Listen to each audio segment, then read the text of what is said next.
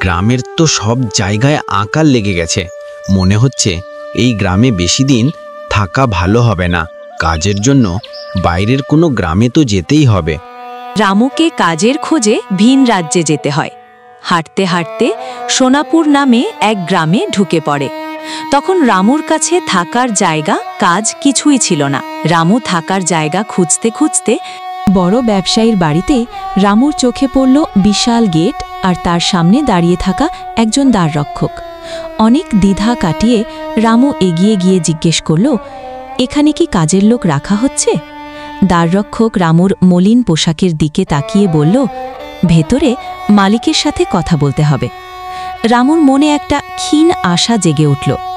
ভেতরে গিয়ে সে দেখল বিশাল অট্টালিকা, আর বসে আছেন স্বয়ং ব্যবসায়ী। শেঠজি, আমার নাম রামু, ভিন্ন গ্রাম থেকে আসছে।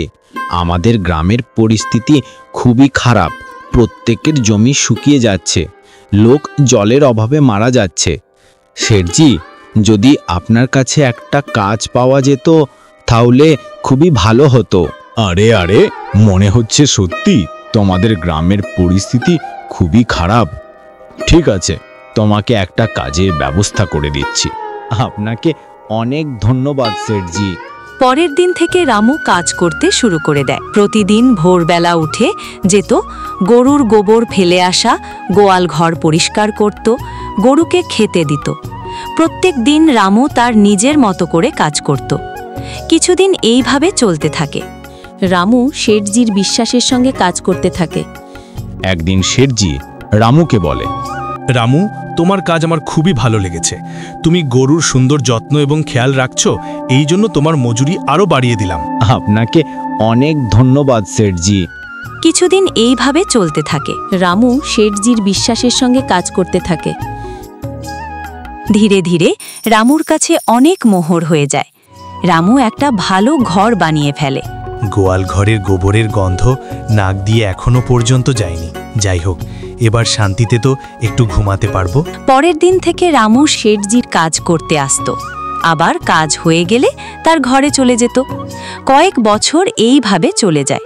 রামু কষ্ট করে কাজ করার কারণে আরও মোহর জমতে থাকে। একদিন রামু শেঠজিকে বলে, শেঠজি, আজকাল গ্রামে দিন দিন চুরি বাড়তেই থাকছে এবং আমার কিছু মোহর জমে আছে। যদি চুরি হয়ে যায় এই জন্য চিন্তা হয়।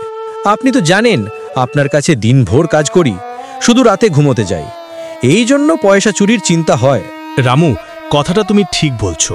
গ্রামে দিন দিন চুরির কথা শুনতে পাচ্ছি এবং দিনভর তোমার ঘর খালি থাকে, চুরির সম্ভাবনা তো বেশি। এই সময় গ্রামে তো একটাই জায়গা যেখানে তোমার মোহর সুরক্ষিত থাকবে, আর ওই জায়গা হলো জমিদারের মহল। হ্যাঁ রামু, এই গ্রামের জমিদার ভালো মানুষ এবং দয়ালু। এই কিছু মানুষের কাছে শোনা, এবং জমিদারের ঘরে অনেক পেয়াদা আছে। এই জন্য চুরি হওয়ার সম্ভাবনা অনেক কম। তোমার পয়সা ওনার কাছে রাখতে পারো।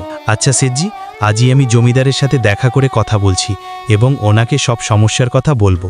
ওই দিন রামু জমিদারের সাথে কথা বলার জন্য যাচ্ছিল।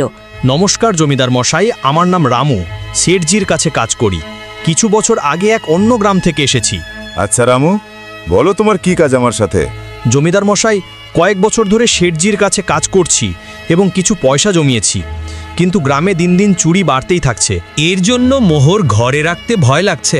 আচ্ছা, কত মোহর জমিয়েছো তুমি? জমিদার মশাই, 400-500 মোহরই হবে। এ তো অনেক মোহর। আপনি মানুষের উপকার করেন, এই ব্যাপারে অনেক শুনেছি। এই জন্যে আমার মোহরগুলো কিছুদিনের জন্য আপনার কাছে রাখতে এসেছি। হ্যাঁ রামু, সবকিছু ঠিক শুনেছো।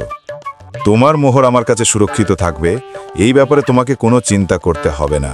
রামু তার সমস্ত মোহর জমিদারকে দিয়ে দিল। এখানে পুরো 500 মোহর আছে, গুনে দেখে নিতে পারেন। আমি ঠিক দেখে নেব, গুনার কোনো দরকার নেই। তুমি তো শেঠজির লোক, আমার তোমার উপর পুরো বিশ্বাস। জমিদার মশাই, আপনাকে অনেক অনেক ধন্যবাদ। আর আমার চুরির কোনো ভয় নেই, কেননা মোহর সুরক্ষিত জায়গায় পৌঁছে গেছে। আরে রামু, কোনো ব্যাপার না। ধন্যবাদ তো আমার দেওয়া উচিত ছিল, কারণ তুমি আমার কাছে মোহর রাখতে এসেছো। রামু তার সমস্ত মোহর জমিদারকে দিয়ে ঘর চলে যায়। হ্যাঁ রামু, তোমার মোহর আমার কাছে ভালোই থাকবে। এইভাবে রামু কষ্ট করে শেঠজির কাছে কাজ করত। দেখতে দেখতে আরও 2 বছর কেটে যায়। একদিন রামু ভাবে, বহু বছর ধরে শেঠজির কাছে কাজ করছি, শেঠজি তো খুবই ভালো মানুষ। ভাবছি কারো জমি নিয়ে ওই জমিতে কাজ করেই তয় আরও বড় হতে পারবো। আমার কাছে যা মোহর আছে এবং জমিদারের কাছে যা মোহর জমা আছে, সব মোহর নিয়ে কিছু জমি কিনে নেব। আজই জমিদারের কাছে যাব এবং আমার মোহরগুলো চাইব। এই ভেবে রামু জমিদারের ঘর যায়। জমিদার মশাই, আমার মোহর নিতে এসেছি। আপনার কাছে 500 মোহর জমা রেখেছিলাম। তোমাকে তো ঠিক চিনতে পারলাম না, তুমি কে? জমিদার মশাই, আমি রামু। আগের বছর আপনাকে মোহর জমা রাখতে দিয়েছিলাম, কিছু মনে পড়ছে?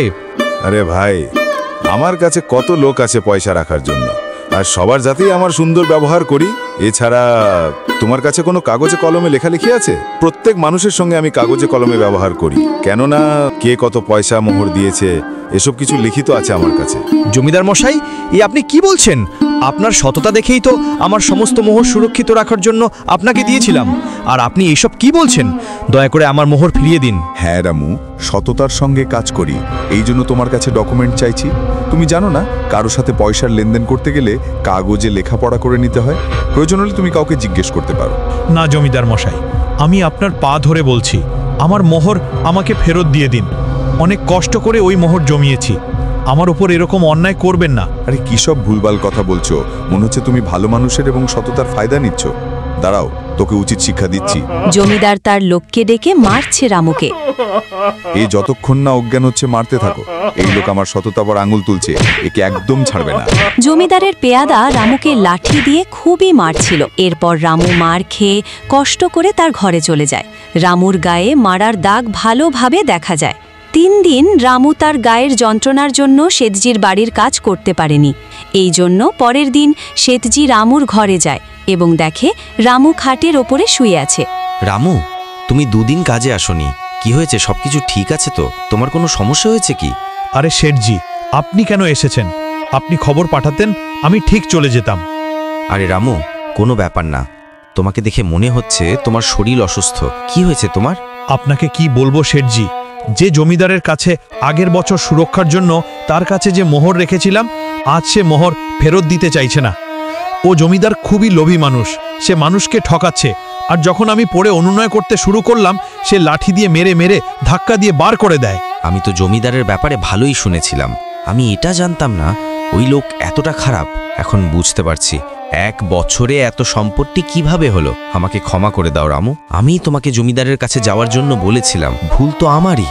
না শেঠজি, আপনি তো ভালো ভেবেছিলেন। এই তো জমিদারের লোভ। মনে হচ্ছে এই মোহর জমিদার কাছ থেকে ফিরে পাবো না। রামু, একটা উপায় আছে মোহর ফিরিয়ে আনার। শেঠজি রামুর কানে সমস্ত কিছু বলে। ঠিক আছে শেঠজি। পরের দিন শেঠজি সমস্ত পয়সা একটা ব্যাগে ভরে জমিদারের ঘরে আসে।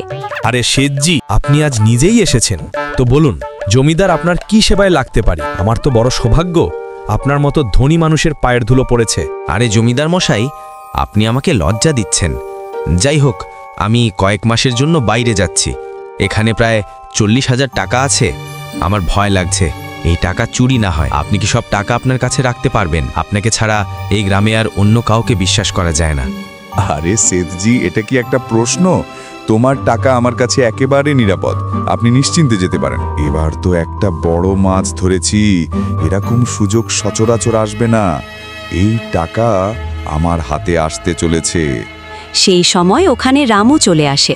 আরে রামু, খুবই ভালো হয়েছে তুমি এসেছো। আমি তোমার কাছেই যেতাম, আমাকে ক্ষমা করবে। ওই দিন চিনতে পারিনি, কত লোক আমার কাছে আসে যায়, ফলে চিনতে পারিনি। কেননা আমার কথায় কোনো নড়চড় হয় না। দাঁড়াও, তোমার সমস্ত মোহর এক্ষুনি দিচ্ছি। জমিদার রামুর সমস্ত মোহর রামুকে ফেরত দিয়ে দেয়। রামু কোনো কিছু না বলে ওখান থেকে চলে যায়। আরে জমিদার মশাই, আপনার মুখের কথা কোনো নড়চড় হয় না।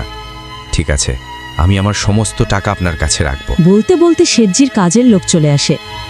মালিক, মালিক, আপনাকে ব্যবসার জন্য বাইরে যাওয়ার দরকার নেই।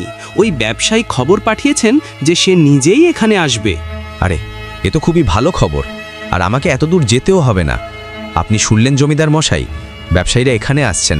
আমার মনে হচ্ছে আর আপনার কাছে টাকা রাখার কোনো প্রয়োজন হবে। আপনাকে অনেক অনেক ধন্যবাদ, আপনি আমাকে অনেক সাহায্য করেছেন। পরের বার আপনার কাছেই আসব। এই বলে শেঠজি টাকা নিয়ে চলে যায়। অনেক অনেক ধন্যবাদ শেঠজি। কোনো ব্যাপার না রামু, যে লোক সততা এবং কষ্ট করে কাজ করে তার সব সময় ভালো হয়।